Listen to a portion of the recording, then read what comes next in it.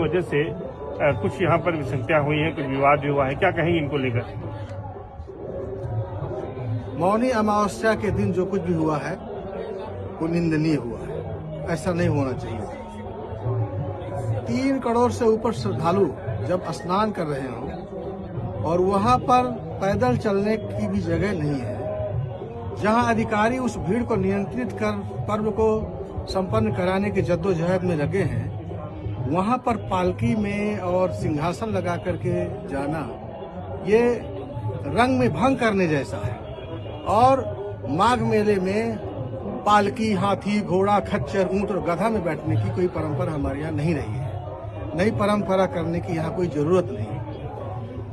इसके आगे जो कुछ हो रहा है, जो तरह तरह की बातें बोली जा रही हैं, वो और उससे भी ज्यादा निम्न स्तर की बातें हो गई।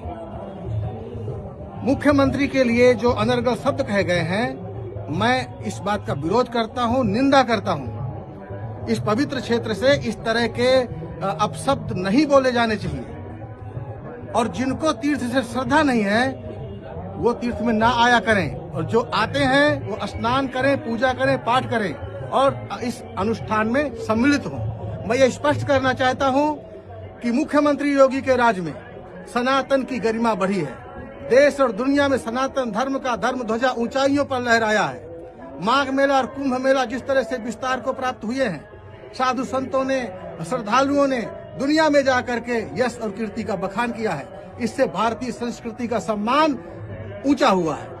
तो इस महान कार्य में जब हमारा देश, हमारी संस्कृति ऊंचाइयों में जा रही है और हमारे शासक उसके लिए प्रतिबद्ध हैं, तो इसमें आम भारतवासी के साथ ही साथ खासकर धर्म के मामले में धर्म गुरुओं की जिम्मेदारी बनती है कि इस महायज्ञ में अपने आप को शामिल करें, सहयोगी बनाएं, ना कि वो उसमें खलल पैदा करें। राजनीति कर रही है,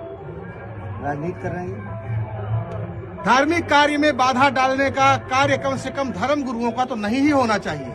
ऐसे लोगों पर क्या कार्रवाई हो? प्रशासन तो कह रहा है कि जवाब मांगा है और कह रहा है कि अगर संतोषजनक नहीं होगा तो इनकी बैन कर देंगे इनको आने। कुछ एक गिरोह ऐसा है जो लगातार सरकारों पर दबाव बनाने की कोशिश करता है कि वो सरकार उनके अनर्गल दबाव में आए और अपने व्यक्तिगत अहंकार की पूर्ति कर सके। लेकिन मैं सावधान और सतर्क करना चाहता हूं ऐसे तत्वों को, या तो सुधर जाएं या धर्म क्षेत्र छोड़ करके भाग जाएं, क्योंकि किया है, तपस्या किया है, साधना किया है। इसलिए अनर्गल दबाव बनाने की कोशिश ना करें, उन्हें कुछ मिलने वाला नहीं है। यहाँ वही होगा, शासन वही करेगा, योगी राज वही करेगा जो न्यायगत और धर्म सम्मत होना चाहिए।